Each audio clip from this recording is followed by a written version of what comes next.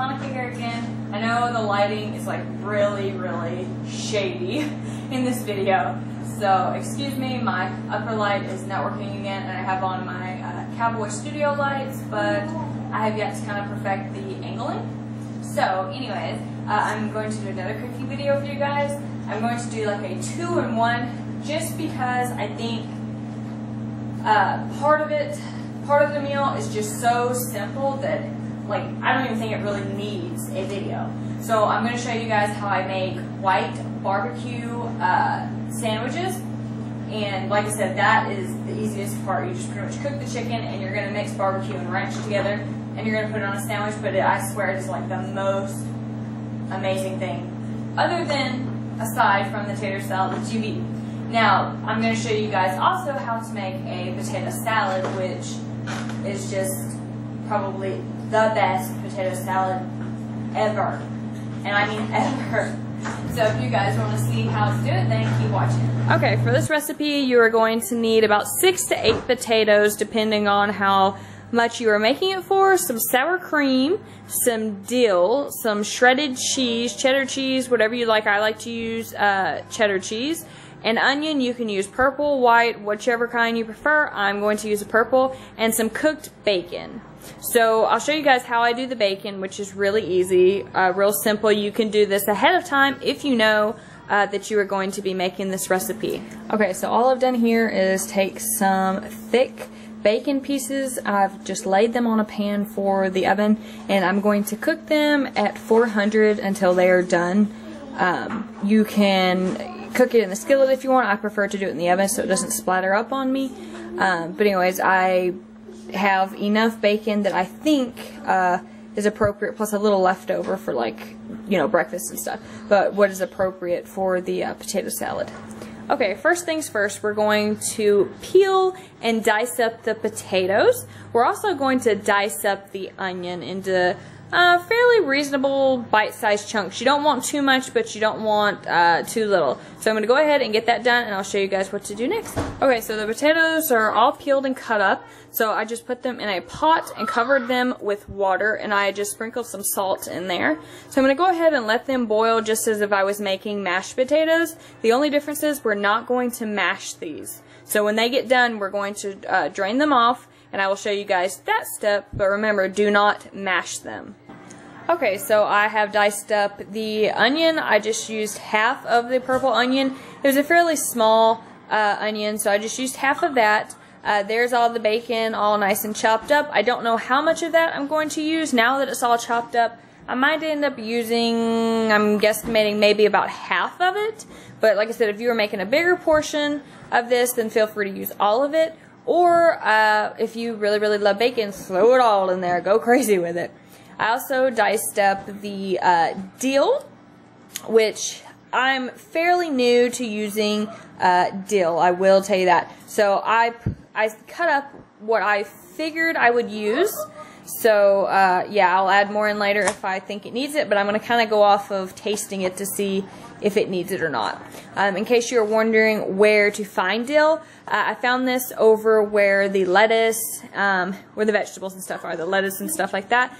They had different things. They had dill, chives, thyme, all types of things. So I bought this.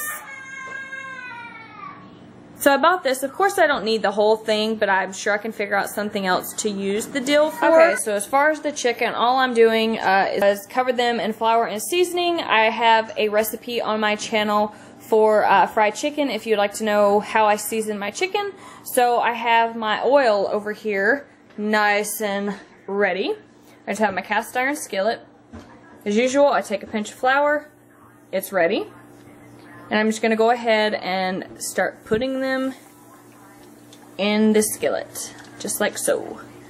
So you don't want to get too many in there, as I always say. I'm going to put about 4 in there because that looks like a decent amount for this size skillet. So while those are coming to a nice golden brown, I'm going to go ahead and take my potatoes that are done cooking and drain those off. So remember, we're not going to mash them, we're just going to drain them. So fight the urge to mash the potatoes.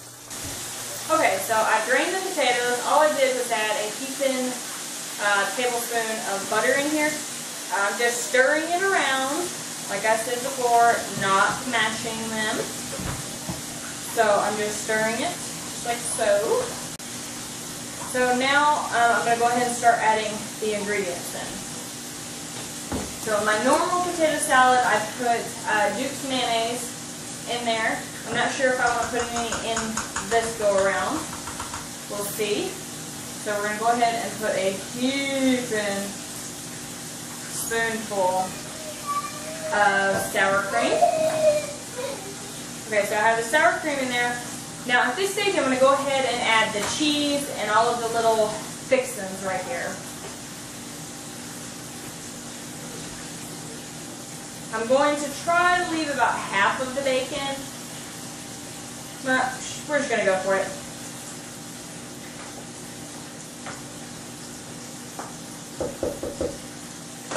Okay, now we're going to add some cheese. Big old handful of cheese. Well, let's make it two. I like cheese. Okay, so now that we have all of our stuff in here, we're going to go ahead and just stir all of this together. It already looks delicious. So normally I mash my potato salad and it comes out just peachy, but I decided to leave it in chunks this go around. When I had this potato salad, I went to visit my sister and she took me to this little ice cream sandwich place. And she said, you have got to try this potato salad. Well, I never ate potato salad anywhere outside of the home just because I'm always afraid I'd get sick. So anyways, I took a bite of hers and it was the best potato salad I've ever eaten. It was amazing. So I decided to come home and recreate it. So that's what I'm doing. So now that this is all mixed up, I'm going to take a little bit of salt. And if you want pepper, I don't really like pepper in my potato salad. So I'm going to take a little bit of salt, mix that in there, and then give it a taste.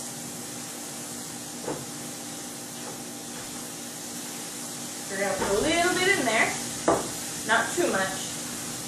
You still want to be able to taste everything. Mix that around. Get a little spoon for a taste.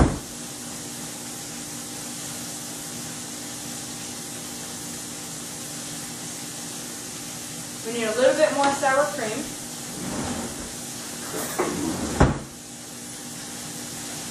You really taste that dill. Which I'm not huge on the dill.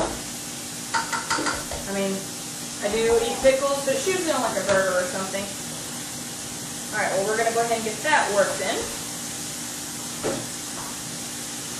And like I said, I mean, as you stir all of the stuff in, it's kind of mashing a few of the potatoes, but you still have a lot of chunks left in there.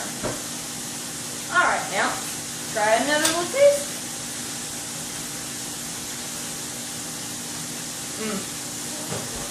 That's it. That is easy. Perfect. Alright, so now I'm going to go finish working on my chicken. Okay, so for the white barbecue chicken, I have just a Italian steak roll. You can use any type of roll you want. You can even use hamburger buns. Depends on whatever you want. So anyways, I'm going to take some of Duke's mayo. You guys know how I love my Duke's mayo. And I'm going to put it on both sides just as if I was making a sandwich. Just like so. Now with the chicken, you don't have to fry your chicken like I did. Last time I made these, I just put the chicken in the oven and cooked it with salt, pepper, and a little bit of garlic powder. And that's the way we had it. But I decided to change it up a little bit. So anyways, what I'm going to do now is just take chicken. Probably take about a chunk and a half, I'm assuming. Okay, just like that. Now you can take your ranch dressing and your barbecue and mix them in a bowl and spin them on there. That's what we did last time, and it was still amazing. I mean, it's amazing the things that you can put with ranch dressing. I'm finding that there's so many recipes out there that you can mix with ranch, and it's just delicious. So anyways, like I said, you can mix it or you can do it just how I'm doing it right now, opening bottles and drizzling it pretty much. Getting it all over the plate, you know, the normal. Just like that. And then close the sandwich. Go ahead and dip up your fabulous potato salad.